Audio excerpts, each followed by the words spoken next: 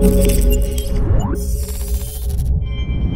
what's going on guys? Arekkz here, welcome back to another Destiny 2 video and another exotic weapon guide. This time we are talking about an exotic hand cannon, a weapon that has very quickly risen to the top of the pile as one of my favourites, and I am of course talking about the Rat King.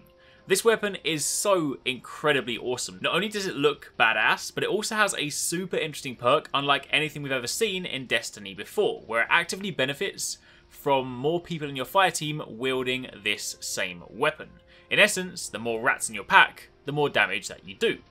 However, we'll speak more about that in just a moment, but since this weapon comes from an exotic questline, I want to kick things off by walking you through the necessary steps in order to get this for yourself. So if you do enjoy this, you do find it helpful, then a like would be super appreciated. Comment down below if you have any questions, and also let me know if you guys have got this for yourself, and if so, what do you think of it?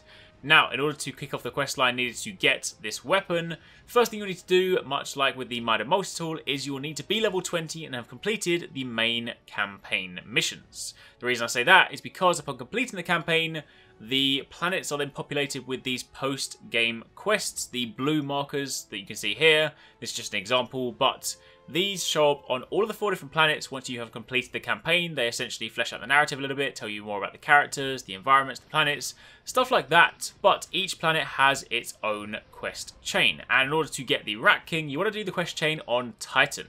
Head over to Titan, pick up the very first blue quest icon and complete the entire quest chain. All in all, it will take you somewhere between an hour to an hour and a half if you do it back to back. It's not too long, but upon completing the final stage of this quest, you will then get this item to drop. This is the Rat King's Crew.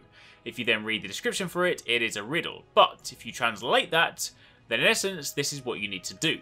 With this in your inventory, the very first thing you want to do is make sure you are in a fire team. You don't have to be in a full fire team, you can just do this with one other friend. So provided you have at least one person in your team, then you can complete all of the stages.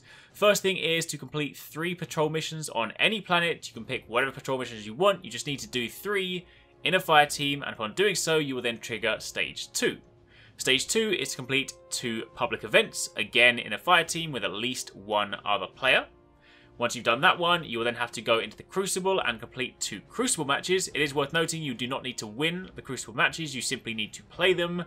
But upon doing that, you will then be presented with the 4th and final stage, and this one is the trickiest bit so far. In order to do this one, you have to complete the Nightfall, which in itself will require you be at least 240 light, but in truth I recommend you be at least 260 because it will just make your life a hell of a lot easier. However, it's not just as simple as completing the Nightfall. You need to complete it with at least 5 minutes remaining on the clock. Now this is something new in Destiny 2, but Nightfalls have timers. There is a new Nightfall modifier called Time Warp Killing Time, where when you defeat enemies, it extends the duration of the mission. So at the start of it, you begin with 11 minutes, and every time you kill things, if you kill like basic enemies, it adds 2 seconds. Some of the bigger, more elite enemies add things like 7 seconds, but of course, if you're then taking out all of them at the same time, you are able to maintain that time limit. Now, I'm not going to speak too specifically about the Nightfall in this instance, since this will change on a weekly basis, so if you're then watching this video next week, the information might not be relevant. But I do want to give you guys a few tips for those of you that are going to be doing it this week, because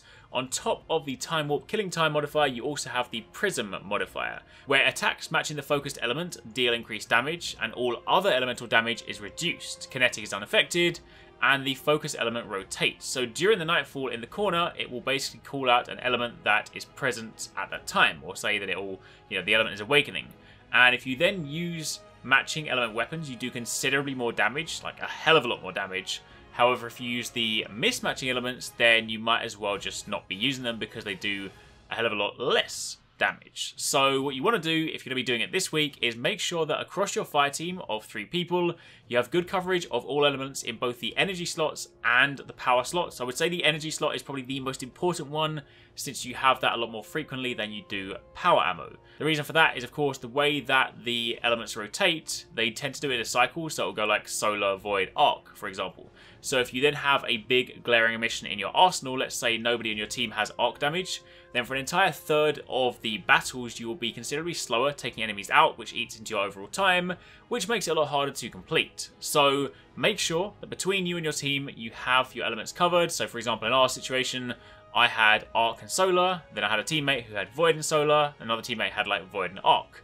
Make sure you do that, because it then just means you can dip into the power of the elements and you can then make light work of the mission. It's really not too bad. It is one of those things that will probably take you a few times to get used to, because you need to kind of familiarize yourself with the Nightfall. You then need to run through it, trying to work out like how to save time, trying to be more efficient in certain rooms. Once you do get it down, it's really just a case of linking it all together and getting good elemental coverage, and then of course you should get it completed. But if you do successfully complete the Nightfall with at least 5 minutes remaining on the clock, you will then get the weapon, the Rat King. And that, my friends, is all you have to do. For the most part, it is a pretty simple quest chain. It's a little bit lengthy because of course it requires you complete a series of quests and you then have to go on the exotic quest itself, but the only real difficult part is the Nightfall, and even that isn't too bad. It's just more a case of practicing, and then, you know, once you do get the practice down, then you're golden.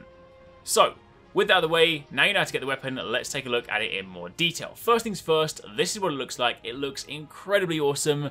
I remember seeing this for the first time during the Destiny 2 gameplay reveal. They actually had this in a cabinet, a 3D model version. Of course, got all these rats down the side looking very, very cool with this red material, this red sort of wrap around the handle. So that in itself makes it a very striking weapon. It does, of course, have an ornament, which I actually got yesterday before I got the weapon, which is kind of convenient. And this one makes it a little bit darker. You have the kind of black rats on the top with a little ivory hilt to it and a green wrap. I do prefer this one for the most part. I do kind of wish it was like the color scheme of this, just with the wraps of the original one, so it was black and red, but, you know, beggars can't be choosers. So, jumping back to the most important stuff, the very first perk for this one is Rat Pack. This is your intrinsic perk. This weapon becomes stronger when nearby allies also have it equipped, and it stacks up to 6 times.